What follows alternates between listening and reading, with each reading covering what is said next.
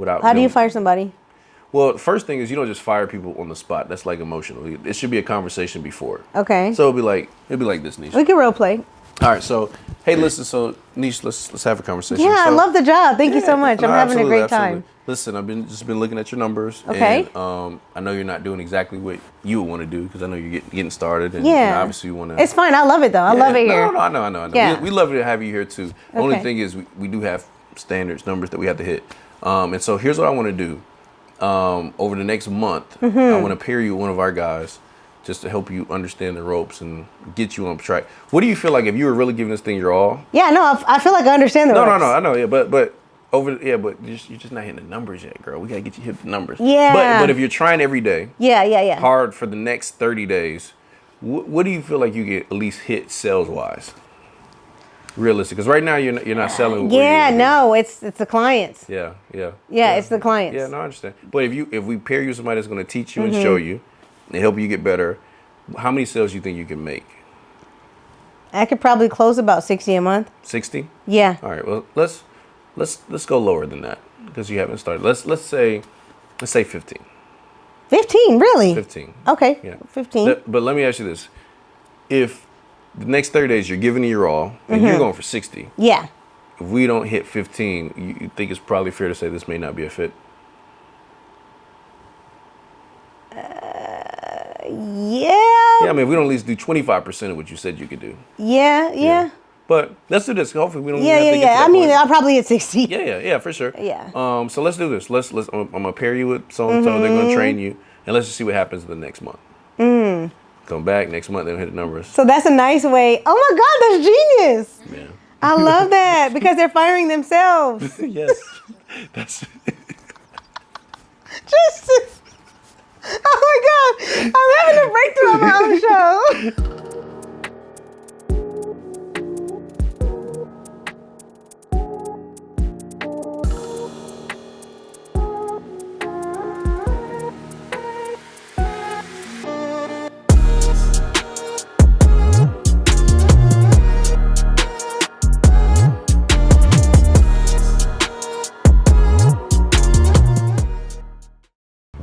And we are back for another episode of Finding Your Niche with Neish. I'm your host, Neish, and today, y'all, I'm knocking them down, right? We get in the circle of CEOs on the show, and today, I think, is one of the funniest of the group. I received that. Justin Owens, aka New Age CEO, the leadership expert, financial strategist. Thank you so much for coming on the show today. Absolutely. Thank you for having me. You know what I'm saying? I said we got to make it happen. Yeah, it's about time. It is. It's about time. And I'm so excited to talk to you. All right, yeah, let's do it. I think I want to start off by, first of all, commending you for your success. Thank you. And your entrepreneurship journey and what you've been able to kind of like exude and accumulate over your journey and over your career. I think what you do is really cool because what I do sense with you is like a genuine heart for the people. And I love that aspect about who you are and what you do. But I kind of want to take it back a little bit and talk about the inception of that. Where did you kind of get the gusto, I'll say, to kind of pursue entrepreneurship? Because it does take gusto to like go into this thing knowing all that comes with it. You know, I don't think so I'm 36 now, right? So when I started as an entrepreneur, it wasn't like a cool thing to do. So, you know, it's not like what it is today. Like today it's like, oh yeah, you're an entrepreneur, that's what's up. Like when I was about to make a decision if I was going to go to college or not, it was like, oh, you're going to be an entrepreneur? Okay. It basically meant you were unemployed. Yeah, the air quotes. Yeah, it was like, all right. So, but for me, I was going to go to school for it was one of three things. It was going to be business, dental hygienist, or chef. Wow. Yeah. You being 6'6", no basketball? No basketball. That was never my thing. Oh, wow. In school, I was like the guy that sold like everything that was legal, candy, shoes, okay. rims. So you were the, what's the guy from CDs. Martin? Yeah, I know you're talking about. You know what I'm talking about? Yeah, Tracy Morgan. So you were him. Yeah, I was that. I was a little bit more. I was probably a little smoother than that. But, okay. But like, we had a chef come to school in 12th grade, and he was like, "Listen, if you want to have a life, just know that as a chef, all the big events you're going to be working." Wow. And I was like, okay, well, that takes out the chef because he was like, you know, the holidays, the Super Bowl, the this and that. Those are all your big days. I said, okay, well, no, I'm just gonna be kicking it at the house because I like to do. I'm social. I'm actually curious about that part, actually. Chef, you can cook? I can cook a little bit, you know what I'm saying? I can get down. My mom made sure that me, my brother, and my sister could all cook, clean, and take care of ourselves. Okay, that's very smart. Yeah. So I can hold myself down. What do you mean? What's hold myself down? What's the dish that can hold yourself down? Chili, spaghetti, Okay. chicken. Okay, Chef Owens in the building. Cornbread. You know what I'm saying? A little cabbage. I can cook whatever I need to, though. I can get that, yeah. But instead, you decided to go the route of entrepreneurship. Yeah, but it was just because, like, so the other thing was dental hygiene, but then I found out that it was a lot of science, and I don't like science. Oh, but I like the schedule because it was 3 days a week, and you make $60,000 a year. I was like, oh, that's dope. So if I worked at 2 dentist offices, I could make 120. I thought that was cool. And then business, I was going to go to school for that, but none of the college professors that I spoke to ever had a business. Okay. And I was like, well, it didn't make sense to me at 18. So I was like, well, I'll just try to be an entrepreneur on my own. Wow. And so my first introduction to it was network marketing. I met a guy at a gas station, and matter of fact, that was the second time. My best friend called me. Okay. He was like, yo, I met this dude. It was for prepaid legal services. And I thought it was the greatest thing in the world. I was like, what? These people are making extra money from home? I can't believe this. And so I signed up. And I didn't know what I was doing then. I just signed up and I was signing people up, and I didn't know any skills to it. But that was my first introduction. And then I met a guy at a gas station that said, hey, it's this guy. He's 23, making $30,000-$40,000 a month. Yeah. And I was like, what? Okay. And so I just literally started going from thing to thing. I love and that. then I started door-to-door sales. How do you like that? That's hardcore. Yeah, it was hard. What was your pitch? Tell me your pitch. It depended on the product. We sold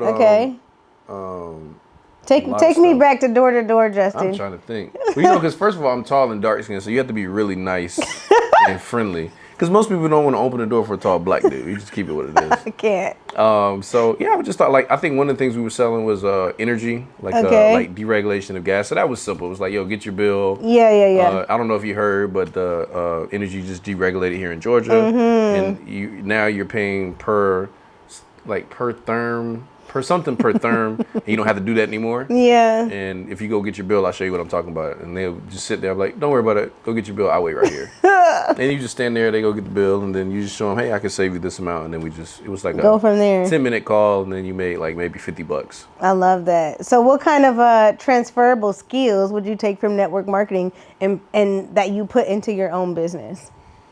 Man, a lot of them actually. Because I think everything has transferable skills. Network marketing, from like your traditional business, is like you got to start with what you have, because the first thing they teach you in network marketing is build a list, call the people you know. Yeah. And any business that you start, that's how you start it. You call everybody you know, or you DM everybody you know, or you contact the people because really all you can start with. Unless today you start with ads, but again, that's not starting. For most people, that's money. A lot of people don't have that when they start off, so you have to start off with what you have.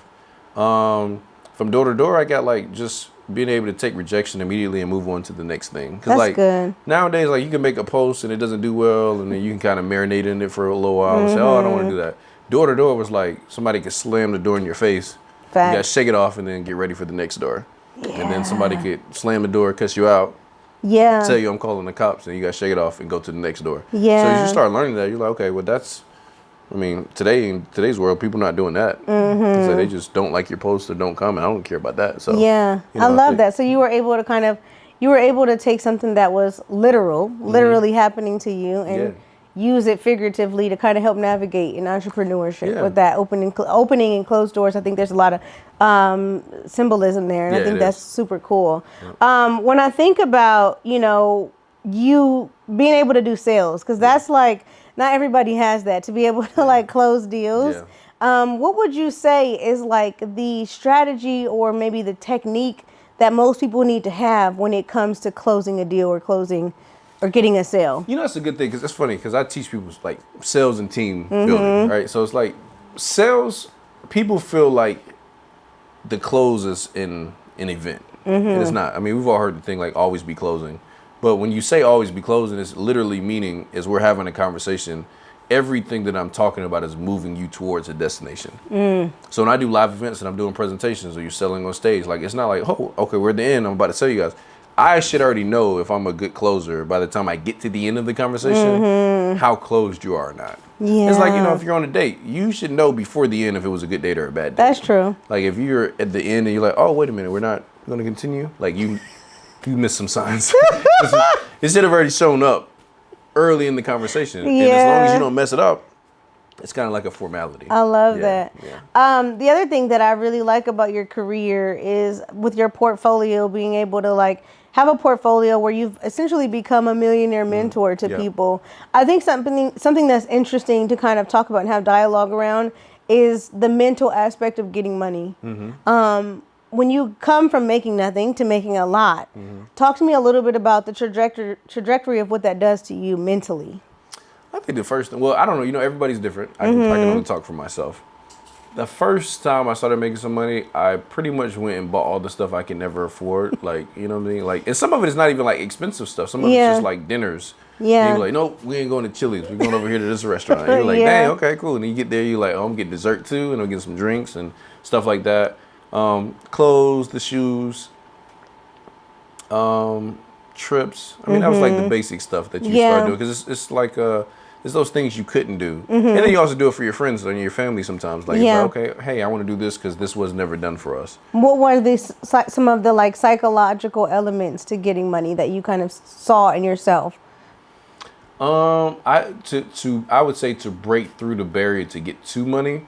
One of them was like I had to stop listening to what people thought about money. So we grew up like super like Bible based, like, and I still believe in it today. But I had to learn to make my own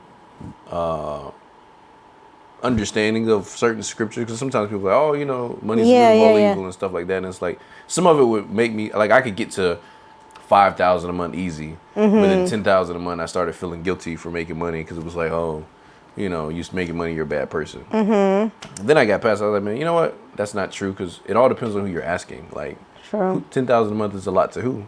$100,000 a month is a lot to who? And you start realizing like it's all of that's based on people's limiting beliefs. And hey, if that's rich to you and that's a lot of money to you, go ahead and do it. But a lot of the people that I saw growing up that could give to ministry and could give to causes they like, they all had their own businesses. And so I said, you know what? For me, that's what I'm going to focus on. Okay. Yeah. I want to focus on kind of like what you just said, because I think this is important. Jason might have talked about it a little bit, and so did Marcus, nonetheless. But you kind of speaking about your spiritual upbringing, I'm curious to know, in what ways have you seen God show up for you in your career? Oh, it's all the time. I don't think, it's really, I don't push God on anybody. But I think it's very tough to do this space without any faith, because it takes that. And if you don't have belief in God or somebody, I believe in God. I grew up Jehovah's Witness, so that's part of why door to door wasn't hard. Okay. You know what I'm saying? We always went door to door. I'm like, hey, I get paid for this now because we did this for free. So I think for me it's just understanding like God is there. Like He shows up all the time. And this is like it's been time after time as you're going through your journey. It's like little weird stuff that would happen. It'd be like you'd be down to nothing, and then something to happen and you'll get $500. Yeah. Or something crazy to happen, you're supposed to be down and out, and then something to open up, and you're like, okay. It's been, it's been funny stuff. Is like simple times. Like I've been sitting at dinner, and like, it'd be a day I'm about to give up, and then just somebody I run across, and they'll just walk by you and just tap you on the shoulder. Yeah. And be like, all right, maybe that was God. Just saying, hey, keep going, sign. So but I've always looked for the signs. Yeah. And be able to recognize them and just be grateful for them. Other one for me was forgiveness. Like that was a big one. That was one of my big breakthroughs. What do you mean by that? Being able to forgive people for stuff they've done in my life, because you can harbor that, whether it's people that talk about you in your journey or people that you feel like have done you a certain way. People that you've fallen out with, or they fallen out with you, and it's just like, man, you know what? You just gotta let it go, because it only ends up hurting you. Yeah, I think I agree with you, and it's something that it's weird to say it until I say it to people and it makes sense. Yep. But I'm actually really good at forgiveness. You are. I'm very good at forgiveness. That's good. Yeah, I can see that. Because we rescheduled a couple times, and she said, "No, that's fine." And I've forgiven him every single time. But no, I commend you too, because that's cool. Yeah. And to be able to do that, you see the difference in what it can do to like kind of the momentum and who you're called to be, and how it can call you to a higher place. Yeah. And you can show up for that when you can kind of like forgive people for what they've done, for maybe what they haven't done that you wanted them to do. So many different facets of forgiveness.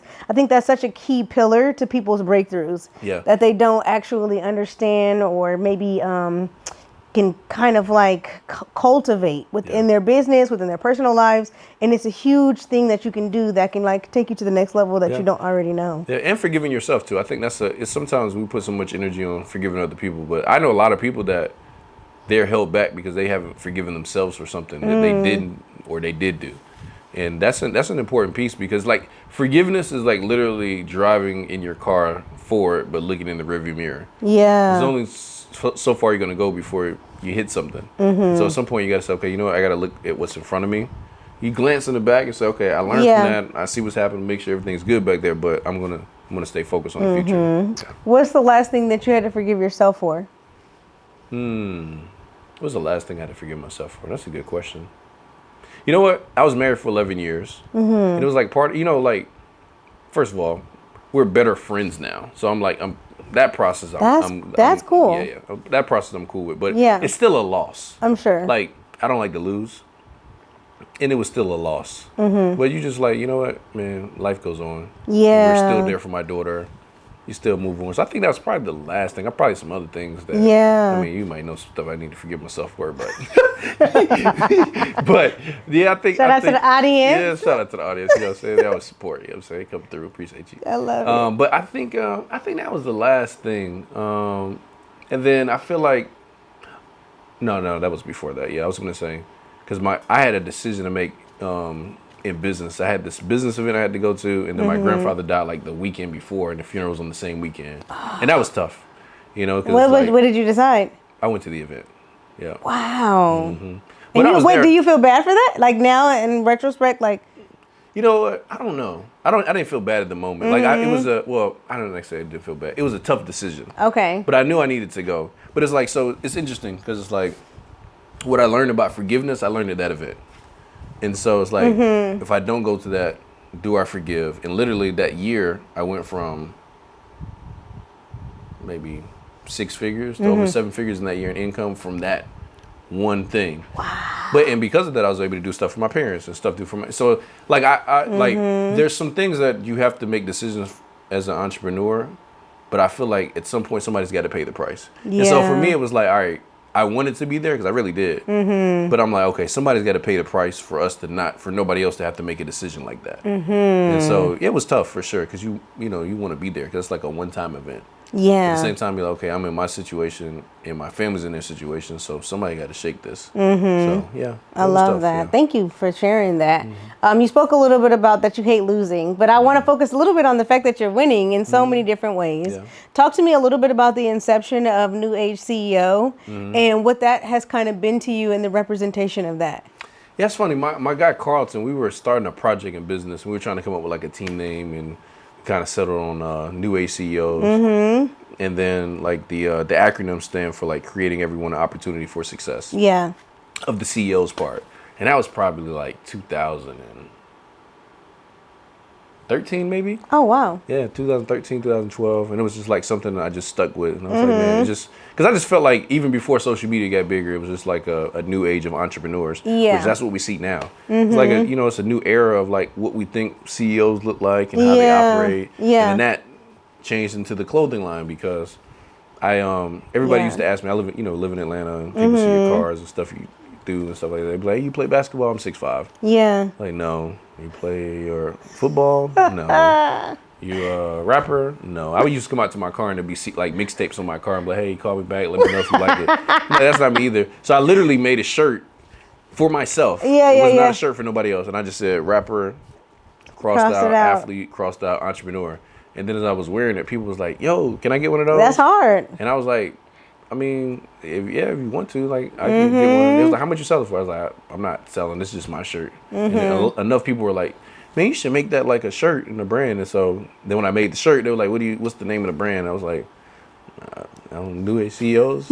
And that's how it came together, yeah. Wow. That's so cool. And I really love the narrative behind the brand. I think that's cool because there's a lot of, like you said, black men that feel like that they have to kind of resolve to that outcome. A lot of it's because growing up, that's the only people we saw that were living a lifestyle like that. So, because I've had some athletes be like, yo, bro, man, what you trying to say, man? I'm an athlete. I'm like, nah, I'm not saying that. Like, but here's what I do know. I was like, But you do know when you get done working, odds are you're probably going to be an entrepreneur. Right. But for me, it's just like there's stereotypes of it. But what we saw was like, hey, if you want to get out of where you're living, you got to play basketball, you got to sing and rap, be an actor, or you sell drugs. And so I said, you know what? No, you don't. You can be an entrepreneur too. Matter of fact, we was at the gym, and the guy's like, man, I saw your shirt, man. You play basketball or whatever? I was like, nah, I'm just an entrepreneur.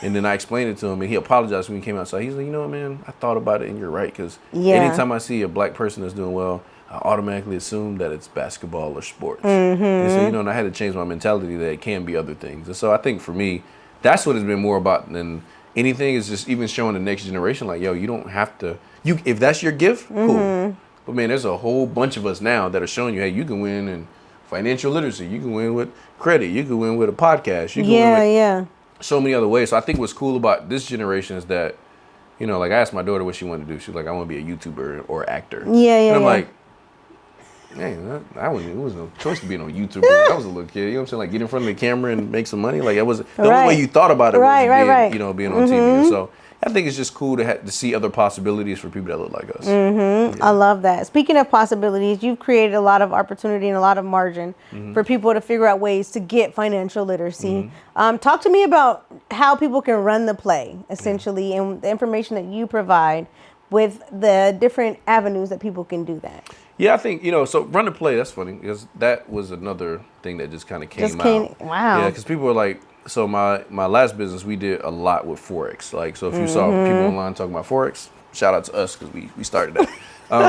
But people used to ask me all the time. That was crazy. Like, those people, I kept feeling like those were bots. Yeah, no, some of them were real people. Yeah, wow. But a lot of them are bots now. So you started the bots? No, I didn't start the bots. But we are part of a group of people that put these people out here. But it was cool. It was cool. It was like it was a skill set, and people would just be like, "Yo, what do you do?" I'm like, "Yo, it's simple. Just run the play. Like, don't overcomplicate it." Because I do feel like business is tough, but I feel like we as people overcomplicate it because we live in an age of a lot of information and a lot of education, like entrepreneurs, which can make people just literally keep buying stuff because it's like an unsearchable, like it's like you're trying to find a treasure that doesn't exist because you're still looking at it in somebody's course or in somebody's program. And it's like at some point you got to buy the stuff and just run the play. And just like, hey, do everything that it says you to do. And then when you do that, I have this philosophy, like, you go as far as you can see, and then when you get there, you can see further. And so to me, that's kind of like the essence of like running the play. It's like you run it, do what you can do, and then when you get to the spot you're supposed to be at, when you get there, you say, oh man, I go a little further. But a lot of people, they just stay here, buy a course, stay here, buy a course, stay here, buy a course, and they don't do anything. So just run the play. I love it. When I hear you say run the play, that word that comes to mind to me, essentially, in what you mean by that is execution. Yeah, for sure. And so I think that's a hard thing because it's easy and it's comfortable to continue to think about things and to continue to contemplate ideas and stay in that space of like the endorphins that come with being creative and being excited about something. But then there's this whole other level that comes with like being able to execute. Yeah. Talk to me how you were able to kind of bridge the gap with that. It was easy for me. Like my best friend that told me about network marketing, his name is Isaac. We had joined this business and we were going to like weekly meetings, presentations. So I don't know if y'all know network marketing, but you go to these weekly meetings and it's like dream building. So me and him, we'd leave the event, go home, go on the internet, look up cars. Oh, at the time I was going to get the Dodge Viper. And then I sat in the Bentley and I was like, oh, I'm getting the Bentley. So I switched to that. And then he had a Porsche. And so we're literally going back, we're arguing every day. Whose car faster? What car is better? Yeah. We found different specs. And then we did that for probably like 6 months. And we was like, bro, you know what? We ain't made no money. Wow. You know what I'm saying? We just talking about like our future. Y'all got really fast, but nowhere. Yeah, nowhere. And then it's like, okay, we gotta figure this out. And that's when I started like taking like action serious. And another thing I think was my daughter. Like having my daughter, it makes you realize like you gotta do something because you can't have your daughter eating ramen noodles. Like I think as a single person, you can like, I'm gonna get some hot dogs and ramen noodles if times get bad. Right. Like, you can't really do. I mean, I'm not saying you can't. Anybody that eat ramen noodles. Ain't nothing wrong with ramen noodles. Shout out to ramen noodles. Shout out to ramen noodles. You know what I'm saying? This episode is sponsored by ramen noodles. Right. But it's good. It's just like, I tried not to go there. Right, so right. There is another level of seriousness that you tap into I think with having a child, because now you're thinking about all the stuff you went through and you're trying not to have them go through. Yeah, I think essentially that comes down to accountability. Yeah. Because now you have somebody watching you. Yeah, for You sure. know, somebody watching you and looking up to you. Yeah, for sure. So you have to kind of be an example and set the tone and the precedent for what it means to be successful in your family. So I think that's, you know, extremely instrumental. Talk to me a little bit about, you know, the journey, and when I think about entrepreneurship, what it takes to continue it. Because there's so many times where you feel like, okay, I want to stop. This is it. Like I'm at my last, I'm under the rock, like I'm at rock bottom. Talk to me about how you've been able to like not only go on, but the longevity that you've been able to have in your career. Yeah, I think I don't overthink stuff. Like I've definitely taken some losses, like some heavy ones. It's just like you take the lessons from it and you just kind of move on. I know it sounds simple to some people. Like it sounds like it's dumbed down, but I literally can go from failure to failure with no loss of enthusiasm. Like I'm like, all right, cool. Well, this is gonna be the one. We'll make this one happen. You know. And I feel like you gotta, to be a good entrepreneur, you gotta have a lot of short-term memory. You gotta remember the lessons, but like you can't hold on. That's something I learned from door knocking. We called it carrying the nose. And so what happens is like if somebody wasn't good at selling, it was one of the things we taught was like having a great attitude. The opposite of that was carrying the nose. If I went to a door, I'd be like, hey, you interested in this? And I go to the next door, I'd be like, you interested in this? And by the time you get to the 20th door, if everybody said no, you'd be like, you don't want none of this, do you? And it's that what happens is your energy starts to change and you like become negative or a cynic towards what you're doing. And I feel like in entrepreneurship, you just got to have a short-term memory and stay a student. I teach people this a lot. It's like, I feel like people have to treat entrepreneurship like college. Even though I didn't go to college, I still think people need education. In what sense? Meaning that like when you go to college, you don't expect to be in your career field in year one. You don't expect to be like if I go to school to be a doctor today, and I come to you in 2 years, like, girl, I'm just not a doctor yet, and it's so hard. Yeah. You be like, but you've only been in school for 2 years. 2 years, yeah. Correct me if I'm wrong. It takes at least 8, right? And then 4 more after.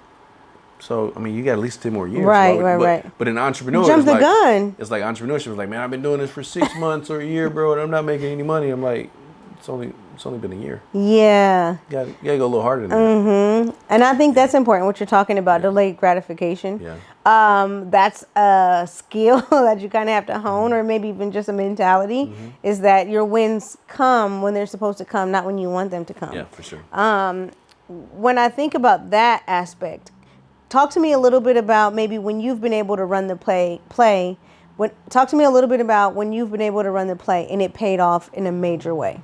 Yeah, I mean, some stuff I was just talking about, like applying forgiveness. Like I go to a lot of events. I literally, at this point, if I go to an event, I go there for a reason. Like I'm like, okay, before I even go to an event, I like take notes of like what do I expect to get from it, and I make sure I get that. Whether it's meeting somebody or a nugget or learning how to do something or connecting with the company, I'm gonna make sure I do that when I go there. Yeah. And then from there, I think it's just simple, like literally do what you paid to learn. And so that's all I did. Like if my mentor told me to do, like, you know, simple stuff. Like sometimes it was like, you know, hey, sometimes it was just about experiences. Hey, get a suite at the most expensive hotel in your city. He told a lot of people that, but a lot of people didn't do it. And I was like, when I did it, my environment, like, it just changes you. Like, you just be like, you calling downstairs, hey, can I get this sent up to the room? Can I get this? And then when I went back to a hotel and they didn't have that, I was like, hey, can I get some toothpaste? They was like, yeah, come down here and get it. I'm like, yo, what the world? Like, I enjoyed that experience. Plot twist. You know what I'm saying? So now my what I expected was higher. So I was like, okay, now I got to go get that. So you had to rise to that. Yeah, so it's like stuff like that I feel like it's just not overcomplicated. It was simple stuff. He was like, always valet if they have valet. Always valet. Always valet. And I was like, but bro, it's $5. I could just park over here. He's like, you want to be a millionaire? You don't want to spend $5? You got to think about that. And so really what he was trying to get me to check was just like broke thoughts that can sneak in. You know, not that you don't have to change, manage money. It's not about being irresponsible, but there are some things that you can do to stretch yourself to experience how things can be if you're on the other side. Yeah. Okay. Speaking of things that people can do specifically when it comes to investments or maybe even business plays, kind of break down some of what you would recommend as plays to run when it comes to making money. Yeah, I think one, you have to figure out what type of products or services you like to offer. This is me. Okay. I've learned typically there's two types of people, right? You're really good at selling like products. You're really good at selling services. And it's almost like this. You're really good at selling something tangible, or you're really good at selling an idea. And so there's some things that are like, like makeup and skincare. Those are like tangible products. And so it's like, hey, here's an experience. Let me get a testimonial. Then you have some things that are like ideas, like investing is an idea. Insurance, in a sense, is like an idea. And so I think once a person kind of figure out naturally what they're better at selling, then from there you just figure out what do you want to do. Like that's how I operate now. I'm like, do I really want to do this? And not just like a business, but it's like, what do I really want to do? And I think from there it's just like you have to find a business or something that you're willing to pay the price in. Like even podcasting, there's so many people starting podcasts, but I'll tell you, I promise, 18 months, half of them gonna stop. Why? Because like people get in with that mindset of like, hey, I'm gonna give this thing a year, and if I don't win in a year, I'm doing something else. And I'm like, but that ain't how it works. I don't know of any business except for network marketing that I've ever started and I made money the first year. Wow. It cost me money for a long time. It costs money to make money. Yeah, it does. Yeah. Wow. So I love that. that's Something else that you just kind of said that really stuck out to me is the niche, right? The last part of what you said is like figuring out what it is that you want to do. Yeah. And that's kind of like, the caveat and maybe the cornerstone of this show, finding your niche with Neish. Yeah. I like to talk to people and with people who have found their niche, essentially. What was it for you to kind of like finally find your footing in the fact of like, this is exactly what I want to do. I'm in my bag. I'm in my lane. I've found my purpose, essentially. I just saw people that was making money. And I was like, man, I could do that. You know, really, that was the first part. I was like, okay, I could definitely do that because I can speak. I didn't even like speaking at the beginning. Really? But I was like, I can do that. And then I wanted to be a motivational speaker, but I was like, Justin, you got to motivate yourself to go do something. That was my mentality. Nobody told me that, but that's what I did. Yeah. And then like I think like business and marketing allowed me to use like my natural gifts and things that I like to do and just make money from it. Like, I think I'm funny, but not everybody does. You know what I'm saying? So like maybe I could have been a comedian, maybe not, but I can use my comedy in business and make money from it. Yeah. I can use my creativity in business and make money from it. And then if some of those other things come, then cool. But at least I found a route that I can win with. And that's why I said finding the thing that you like to sell, because literally you can make money doing anything. Like people are making money doing e-commerce. People are making money doing OnlyFans. People are making money doing podcasts. People making money selling clothes. And so makeup, like you can literally make money selling juice. It doesn't matter. Yeah. But it's just got to be something that you want to do. And then once you find that thing, like literally, I've rarely gone to an event and changed my mind about what I want to do. I've seen people, they go to an event and be like, oh, I ain't doing insurance no more. I'm doing this. I want to be in trucking. Yeah, it's like, I want to be a nurse. Yeah, but guess what? You don't realize is that every single one of those businesses have similar challenges. Yes. In different ways. Sure. And so you got to say, okay, let me find the thing that I do want to do, and I'm willing to go through all the crap that I have to go through. That's why I feel like it's got to be something at least you semi-like. Yeah. I think another aspect to like, once you find what it is that you want to do is figuring out who you want to do it with and the people that you surround yourself with. Yeah. Do you have any people that you can name or maybe attribute to your current day success that has played a huge role? Yeah, I would say like definitely my parents, because shout out to them. They let me use their car when I was younger to do presentations and stuff. You know what I'm saying? They was let me do that. My brother, sister, they was always supportive. Yeah. My best friend, Isaac. And I've had some mentors along the way. One of them I'm not going to name because we had a little falling out. So I just had to remove his name from the testimonial. Wow. But he was definitely a part of it. And okay. then my most recent mentor, David, he helped me with a lot of stuff as well. So I think, I had a lot of people. Yeah. Like, I know I learned stuff from like this gentleman named Brad. He showed me how to like hire people, fire people, how to have tough conversations with people. And those were like gaps that I didn't have in my game. What's an example of something that he taught you? How to fire people without. How do you fire somebody? Well, the first thing is you don't just fire people on the spot. That's like emotional. It should be a conversation before. Okay. So it'd be like this, Neish. We can role play. All right, so hey, listen, Neish, let's have a conversation. Yeah, so, I love the job. Thank you so much. I'm having a great time. Listen, I've been looking at your numbers. Okay. And I know you're not doing exactly what you would want to do because I know you're getting started. And, obviously you want to. It's fine. I love it though. I love it here. No, I know. Yeah. We love to have you here too. The Okay. only thing is we do have standards, numbers that we have to hit. And so here's what I want to do. Over the next month, I want to pair you with one of our guys just to help you understand the ropes and get you on track. What do you feel like if you were really giving this thing your all? Yeah, no, I feel like I understand the ropes. No, I know, yeah, but you're just not hitting the numbers yet, girl. We gotta get you hit the numbers. Yeah. But if you're trying every day, yeah, hard for the next 30 days, what do you feel like you get at least hit sales wise? Realistic, because right now you're not selling. Yeah, no, it's the clients. Yeah, it's the clients. Yeah, no, I understand. But if we pair you with somebody that's going to teach you and show you and help you get better, how many sales do you think you can make? I could probably close about 60 a month. 60? Yeah. All right. Well, let's go lower than that because you haven't started. Let's say 15. 15, really? 15. Okay. Yeah. 15. But let me ask you this: if the next 30 days you're giving it your all and you're going for 60, yeah. if we don't hit 15, you think it's probably fair to say this may not be a fit? Yeah. Yeah, I mean, if we don't at least do 25% of what you said you could do. Yeah. But let's do this. Hopefully we don't Yeah. have to get to that I mean, point. I'll probably hit 60. Yeah, for sure. Yeah. So let's do this. I'm gonna pair you with so and so. They're gonna train you, and let's just see what happens the next month. Come back next month, they'll hit the numbers. So that's a nice way. Oh my God, that's genius. Yeah. I love that because they're firing themselves. Yes.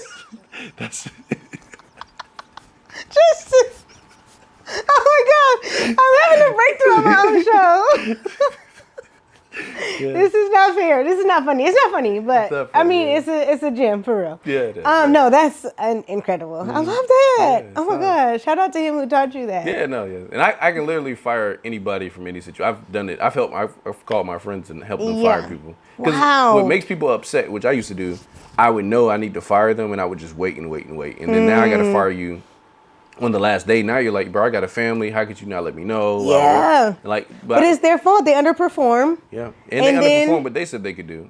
Yeah. And you gave them time. And then you check back in 2 weeks. And typically if you have that conversation, by the second or third week, they kind of know. Yeah. It's like, I'm on my way out. Yeah, it's like, hey, I just want to follow up.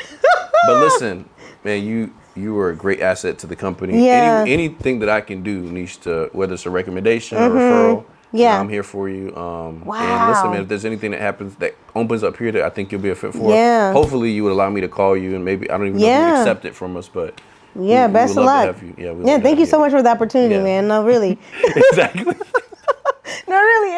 It was a pleasure, man. Like, the company is awesome. Thank you. Yeah. And I hope I get the chance to come back. Exactly. Like, I'm gonna get my game up, and I'll see you at the top, man. Here we go. That's it. I'm weak. Okay. Yeah. I want to talk about relationships and knowing how to do that and the impact that, like you said, some of your mentors have been able to teach you. I would be remiss if we didn't kind of navigate this conversation and talking about how you were able to connect with this circle of CEOs. Talk to me about your role, because I'm always interested how you guys are like the Avengers or something. I don't know what's happening, but like, how did you come into the picture with the group? It's funny. Same thing. Nothing is ever like planned, right? So yeah. And then another mentor I missed was Eric Thomas. I got to throw him in there. Of course. He helped me with a lot of stuff, even through my last couple situations. Yeah. But I would say so me and Jason I've known Jason the longest out of all of them. Because when we moved to Georgia, Halani's parent family was one of the first families that we met. So this was when I was 5. Wow. And they've been dating since early. They got married really young. So I knew Jason as from a kid. From afar, but as a kid. Yeah. And then as we got older, I would see him from time to time, maybe at gatherings or family stuff or just getting out with people. He would show up from time to time. Yeah. And then when I started the clothing line, I sent him a shirt, and he posted it for free, and I got a whole bunch of sales. And I was wow. Hey man, let me give you some more shirts. And then after that, he just kept wearing it and just tagging the brand. I was like, man, this is dope. And that's so I just called him. I was like, hey bro, would you mind would you want to partner on this? And so we became business partners in that business. And then it was Neo, Alex, Jason, and Marcus that were meeting up, because Alex and Jason are best friends. And they were meeting up about something. But me and him had to talk about something for the clothing line. Yeah. And he was like, well, shoot, we meet over here. You just pull up. I was like, okay, bet. And they were talking. He said we were talking about some type of giveaway. I was like, yeah, I'll do some charity stuff. He's like, bet. Well, pull up here. We'll talk about what we can do to give away, and then we can rap afterwards. And I was like, cool. And then after that, We did the charity event stuff, and then we just kept meeting up, like masterminding, because all of us had like just a dope conversation of how we were all in different businesses, but sharing game from our individual businesses that could help somebody else. Okay. And then we just literally start doing stuff together in the community and meeting up on Fridays to talk business. And we were doing like the giveaways, whether it's like buying out groceries at the grocery store, or paying for gas at the gas stations, or doing stuff for schools. Everybody started saying, like, the news people actually were like, so what do you call yourselves? We was like, I'm Marcus, him 500, Alex. Yeah, so like, separate, It was like, we can't name all that stuff every time. And so it was like, all right, what are we at least going to call ourselves? We did that at one mastermind. And we settled on the circle of CEOs. Who was the person, though, that gets the credit for saying, let's call ourselves the circle of CEOs? I don't even remember. I know Alex gets credit for the circle.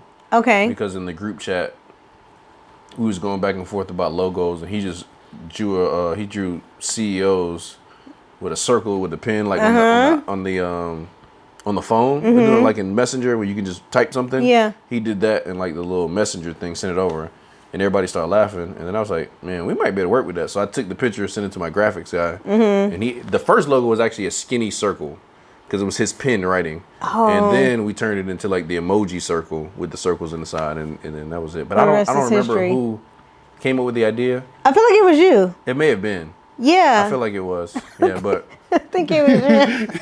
I think it was, but I think it might have been. I think it was. Yeah. I know definitely the logo, I got it designed and began with, but it might have been me. I don't know. It was so long ago. Yeah. Talk to me about the brotherhood with that, and how being in that specific circle has changed your life. You know, it's definitely you stretch, you know, like everybody stretches you and pushes you in different directions, whether it's like thinking bigger, or, you know, moving to execute on stuff now, and like stuff like that. Like, I think that has rubbed off on me, because I move a lot faster on stuff now. Like some stuff that I would like slow down on, but then also like. But is it like a friendly competition kind of vibe?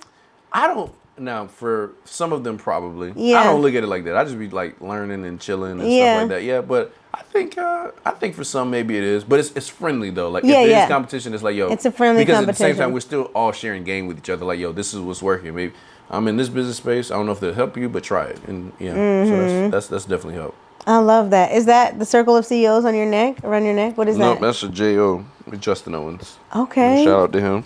And then run the play. And then run the play piece. Yeah. Can you show the people the run the play piece? Yeah, something small, like some, you know, say a little run the play. Okay. Yeah, Icy. Yeah, I got it from Icebox. I love that. Yeah. Okay, so I want to get into, I've had so much fun doing this with all of the circle of CEOs. Okay. My speed round questions. All right, let's do it. Are you ready? I'm ready. Let's do it. Okay.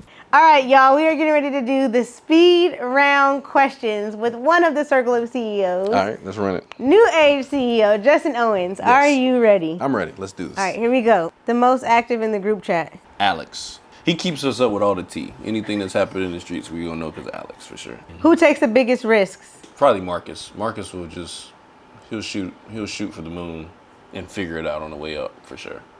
Who's the best dancer in the group? It's definitely me. And then Neo's a close second. All right, it's a pickup game on a Saturday. Who are you calling to be on your team? Well, I'll have to go with Neo or Marcus, and that's basically because of height. Who is the worst driver? During the daytime, Marcus. During the nighttime, Neo, because he can't see at night. So. Who uses the most emojis in the group chat? I had to think about that. We try not to communicate with emojis, but it happens. It does. Who's the most likely to become famous? Jason. And then, close second would be myself, but. Who's the most likely to splurge on vacations? Neo and Alex. Alex will go out of town for a month. Which one of the circle of CEOs still has the most hood tendencies? Jason. Which one of the circle of CEOs thinks they are cooler than they actually are? Probably Alex. No. No. Let me see. Probably, no, because Alex is, everybody's cool. We're probably, it's close. It's close between Alex and Neo. Really? But here's the thing. Neo's cool really, really works for him because he really doesn't care about what nobody thinks. Like, he's going to be himself all the time. But everybody's cool. But I'll probably say Alex. Yeah. Who gives the most business game? Neo, then Marcus. Yeah.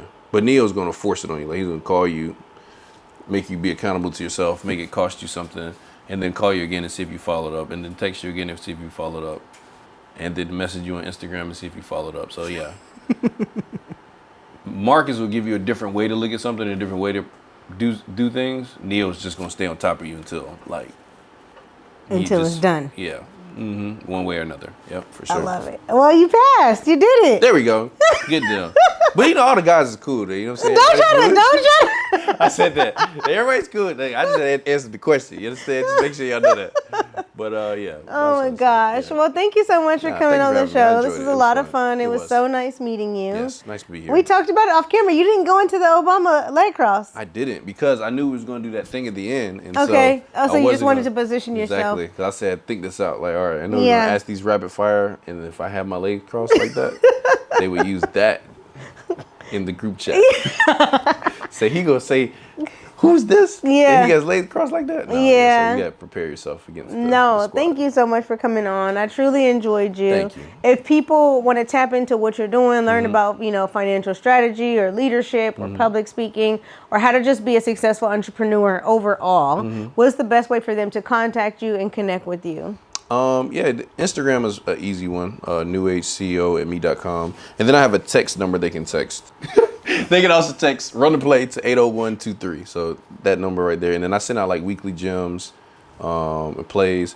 And then I'm back to actually start a free community. It's going to be called The Locker Room, where I'm going to send out like just a lot of tips, head to head, like conversations about leadership and like hardcore, like straight. Like it's like I would do this thing called The Locker Room, and we just talk like straight talk about business and leadership and team building. And so that's about to come soon. And so people will be able to join that as well. And yeah, that's about it. I love it. Yeah.